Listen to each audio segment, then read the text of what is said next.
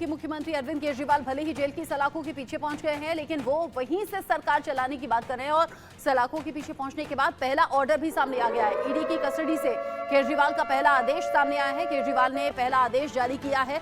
जल मंत्रालय को लेकर अरविंद केजरीवाल ने ऑर्डर दिया है।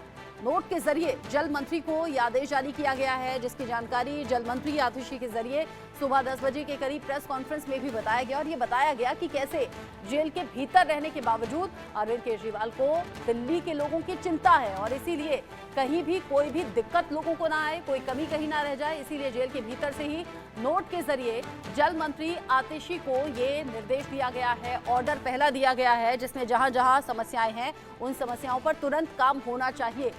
बड़ा अपडेट, चूंकि आम आदमी पार्टी पहले से कहती रही थी गिरफ्तारी से पहले भी कि अगर गिरफ्तारी हो जाती है तो जेल से ही सरकार चलेगी, इस्तीफा नहीं होगा। वहीं दूसरी तरफ बीजेपी ये जिद कर रही है या ये कहिए कि मांग कर रही है कि अरविंद केजरीवाल को नैतिकता के आधार पर इस्तीफा देना चाहिए। मनीषा डिंडोरिया इस खबर को लेकर ज्यादा अपडेट हमारे दर्शकों तक पहुंचाएंगी। मनीषा, आम आदमी पार्टी गिरफ्तारी से पहले भी दावा कर रही थी कि सरकार जेल से ही चलेगी, मुख्यमंत्री इस्तीफा नहीं देंगे और पहला ऑर्डर सामने आ चुका है। और इस ऑर्डर में भी यानी कि इस नोट में भी जो आतिशी ने थोड़ी देर पहले पढ़कर सुनाया वो भी ठीक वैसा ही था जैसे अरविंद केजरीवाल की पत्नी सुनीता केजरीवाल के जरिए संदेश पढ़कर सुनाया गया। इसमें भी इमोशंस थे, उसमें भी इमोशंस थे। इमोशंस ऐसे कि मैं भले ही जेल की सलाखों के पीछे हूं लेकिन दिल्ली के लोगों की मुझे फिक्र है। जी बिल्कुल, देखिए आतिशी ने बताया कि जब वो लेटर्स पढ़ रही थी तो उनकी आंख में आंसू आ गए थे, काफी भावुक हो गई थी। और वैसे ही जब मुख्यमंत्री अरविंद केजरीवाल की पत्नी उनका जो आदेश है वो जब लोगों तक वीडियो के जरिए पहुंचा रही थी तो वो भी काफी इमोशनल हमें दिखी थी। और वैसे ही अरविंद केजरीवाल ने जेल से ही एक ऑर्डर जारी किया है, उसमें उन्होंने जल समस्याओं को लेकर जो है ऑर्डर में लिखा हुआ है कि जहां जहां जिस जिस इलाके में दिल्ली के समस्या हो रही है पानी को लेकर वहां पर टैंकर्स पहुंचाए जाए और लोगों की जो समस्या है पानी को लेकर पूरे दिल्ली में उसको जो है उसका समाधान निकाला जाए। तो आतिशी ने जब ये लेटर पढ़ा तो आतिशी ने कहा प्रेस कॉन्फ्रेंस के जरिए कि किस तरीके से एक मुख्यमंत्री जिसको जेल में डाल दिया जाता है वो जेल में बैठकर भी दिल्ली की जनता के बारे में सोच रहा है। एक ऐसा व्यक्ति जो जेल में होते हुए भी दिल्ली वासियों के बारे में सोच रहा है, उनके हित के बारे में सोच रहा है और दिल्ली में किस तरीके से कार्य आगे करना है, लोगों की परेशानियों को कैसे दूर करना है उसके बारे में सोच रहा है। तो ये सिर्फ अरविंद केजरीवाल ही हो सकते हैं, ऐसा जो है आतिशी ने अपने प्रेस कॉन्फ्रेंस में कहा है। और आपको बता दूं कि देखिए आम आदमी पार्टी के बड़े बड़े नेताओं से लेकर कार्यकर्ता तक सड़कों पर उतरे हुए हैं। आज भी आईटीओ पर हमने देखा जिस तरीके से महिला कार्यकर्ताओं ने आईटीओ के फुटओवर ब्रिज के पास प्रदर्शन किया और साथ ही नारे लगाए। उसमें उन्होंने बोला कि मोदी जब जब डरता है तब तब ईडी और सीबीआई को आगे करता है और अरविंद केजरीवाल से पूरी बीजेपी सरकार डरती है, इसलिए जेल में डालने का जो प्रयास है लगातार शुरू से ही बीजेपी सरकार अरविंद केजरीवाल को जेल में डालने का प्रयास करती आई है, ये हमने देखा है। और आज जब अरविंद केजरीवाल को जेल में डाल दिया है तो ईडी पर तमाम सवाल आम आदमी पार्टी के नेता जो है खड़े कर रहे हैं और बोल रहे हैं कि ईडी सीबीआई और प्रधानमंत्री मोदी के गुंडे हैं। इस तरीके के बयान जो है हमने आम आदमी पार्टी के नेताओं द्वारा सुने हैं। और आज भी आपको बता दूं 11 बजे के करीब जो है इंडिया अलायंस की तरफ से प्रेस कॉन्फ्रेंस की जाएगी। मुख्यमंत्री अरविंद केजरीवाल को ईडी की रिमांड में जिस तरीके से लिया गया है उसको लेकर एक प्रेस कॉन्फ्रेंस की जाएगी इंडिया अलायंस की तरफ से। क्योंकि विपक्षी पार्टी पहला ऑर्डर पढ़कर सुनाया आतिशी ने तो कहा कि इमोशनल में हो गई हूँ, भावुक में हो गई हूँ, लेकिन इन सब के बीच में दिल्ली सरकार की तरफ से यानी कि चाहे आतिशी हो, सौरभ भारद्वाज हो या बाकी मंत्री हो या फिर आम आदमी पार्टी के कार्यकर्ता क्यों ना हो, ये कह रहे हैं कि दिल्ली के मुख्यमंत्री अरविंद केजरीवाल इस्तीफा नहीं देंगे, सरकार जेल से ही चलेगी। सौरभ भारद्वाज को सुन लेते हैं, साथ ही साथ बीजेपी कैसे हमलावर है और कैसे इस्तीफे की मांग हो रही है, मनोज तिवारी को भी सुनते हैं। कोई कह रहा था कि अरविंद केजरीवाल जी एक आइडिया है, हमने कहा आइडिया हो सकते हैं लेकिन बैड आइडिया है। अरविंद केजरीवाल एक बैड आइडिया है, अगर वो विचार है तो कुविचार हैं। और ऐसी स्थिति में मैं अरविंद केजरीवाल जी को स्पष्ट बताना चाहता हूं कि अरविंद केजरीवाल जी जेल से गैंग नहीं, जेल से गैंग चलते हैं, जेल से गैंग चलते, सरकार नहीं। आप अभी भी समय है, अपनी सजा को भुगतो। परसों शाम को 6:30 बजे 7 बजे ईडी अरविंद केजरीवाल जी के घर में, 9 बजे अरविंद केजरीवाल जी गिरफ्तार। ये चल रहा है आज इस देश के अंदर। क्यों चल रहा है ये सब समझते हैं, क्योंकि कल 21 तारीख को भारतीय जनता पार्टी की पोल खुल गई। अब ये तो भारतीय जनता पार्टी वाले ही ये पार्ट हमें इतने दिनों से पढ़ा रहे हैं मीडिया वालों को कि अगर पैसा पॉलिटिकल पार्टी के पास आ जाए तो वो भी आरोपी बनती है। ये तो भारतीय जनता पार्टी के ही सारे के सारे जो है प्रवक्ता हमें 1 साल से समझा रहे हैं। संबित पात्रा जी, वो जो है भाटिया जी, एडवोकेट साहब, स्मृति ईरानी जी, तो अब आतिशी जी ने बता दिया 59.5 करोड़ रुपया इन कंपनियों से भारतीय जनता पार्टी को मिला है। स्टेट बैंक ऑफ इंडिया ने बताया है, इलेक्शन कमीशन की वेबसाइट पे पढ़ा है, कोई सबूत की जरूरत नहीं है। शरद रेड्डी का जिक्र कल की प्रेस कॉन्फ्रेंस में भी किया गया था आतिशी और सौरभ भारद्वाज के जरिए, और कहा गया था कि शरद रेड्डी जिसने इलेक्टोरल बॉन्ड के जरिए बड़ा चंदा बीजेपी को दिया, उसी के बयान के आधार पर यह सब कुछ हुआ है। मनी ट्रेल दरअसल असल में वहां देखा गया है, न कि यहां जहां की एक पैसा भी नहीं मिला। मनीषा हमारे साथ में। मनीषा, आरोप प्रत्यारोप तो चल रहा है, लेकिन सड़कों पर जो प्रदर्शन है उसका सिलसिला भी थमेगा नहीं। कल भी बीजेपी और आम आदमी पार्टी सड़कों पर थी, आज फिर से वही तस्वीर है, वही तैयारी। दिल्ली में अलग अलग विधानसभा क्षेत्रों में पहुंचेगी आम आदमी पार्टी। बिल्कुल, देखिए आम आदमी पार्टी की तरफ से ये कहा गया है कि हर कार्यकर्ता अलग अलग क्षेत्र, अलग अलग विधानसभा से और कई जगहों से आम आदमी पार्टी के सभी नेता जो है लोगों के बीच में जाएंगे, उनको मुख्यमंत्री के बारे में बताएंगे और किस तरीके से बीजेपी जो है बीजेपी ने जो भी किया है उसके बारे में लोगों तक अपनी बात पहुंचाने का काम करेंगे। लेकिन उसी के पहले आपको बता दूं कि बीजेपी की तरफ से भी उनके तमाम जो कैंडिडेट्स हैं और जितने भी दिल्ली बीजेपी के नेता हैं वो आज होलिका दहन के चलते एक प्रण लेंगे कि किस तरीके से भ्रष्टाचार दिल्ली में चल रहा था और भ्रष्टाचारियों को हम नहीं छोड़ेंगे और ऐसे ही जेल में डालने का काम लगातार करते रहेंगे। और ईडी, सीबीआई जो जांच एजेंसियां हैं उन्होंने अपना काम किया है और दिल्ली की जनता भी उससे बहुत ज्यादा खुश है, क्योंकि हमने तमाम ऐसे वीडियोस भी देखे थे, सोशल मीडिया पे काफी वायरल हो रहे थे। जब अरविंद केजरीवाल की गिरफ्तारी हुई थी तो कई ऐसे लोग थे जो मिठाइयां भी बांट रहे थे, पटाखे भी फोड़ रहे थे और खुशी मना रहे थे। इसका जिक्र मनोज तिवारी ने भी अपने बयान में दिया है। और आज दिल्ली बीजेपी से कई सारे नेता अलग अलग जगहों पर जाकर होलिका दहन करेंगे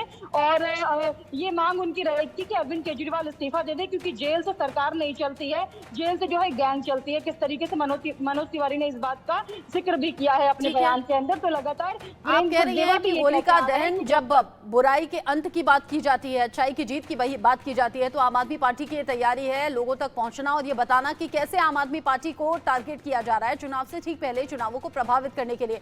मनीषा, आप रहिएगा, क्योंकि इस बीच बड़ी खबर, आज पहली बार ऐसा हुआ है जब दिल्ली में सलाखों के पीछे रहने के बाद दिल्ली के मुख्यमंत्री अरविंद केजरीवाल ने पहला ऑर्डर जारी किया। और ये पहली बार है कि अरविंद केजरीवाल की गिरफ्तारी के बाद आम आदमी पार्टी बड़ी बैठक करने वाली है। केजरीवाल की गिरफ्तारी के बाद आगे की स्ट्रैटेजी क्या रहने वाली है, उसी को लेकर ये बैठक पार्टी महासचिव संगठन संदीप पाठक ने ये मीटिंग बुलाई है। सभी नेता, विधायकों, पार्षदों और पदाधिकारियों को इस मीटिंग में शामिल रहने के लिए कहा गया है। ऑब्वियस सी बात है, आम आदमी पार्टी भी आगे की स्ट्रैटेजी पर बात करेगी। केजरीवाल की गिरफ्तारी के बाद ये पहली बैठक है जिस पर निगाहें रहने वाली हैं। संदीप पाठक ये मीटिंग कर रहे हैं, नेता, विधायक, पार्षद और पदाधिकारियों की मौजूदगी इस मीटिंग में है। बैठक में आगे की स्ट्रैटेजी पर बात होनी है, क्योंकि लोकसभा इलेक्शंस अब सर पर हैं। अरविंद केजरीवाल की गिरफ्तारी हो गई है, अब होली के बाद उनकी याचिका पर सुनवाई होगी, लेकिन तब तक क्या होगा, कैसे होगा, रणनीति क्या होनी चाहिए, क्या अगला स्टैंड होना चाहिए, इन सब बातों को लेकर संदीप पाठक के घर मीटिंग।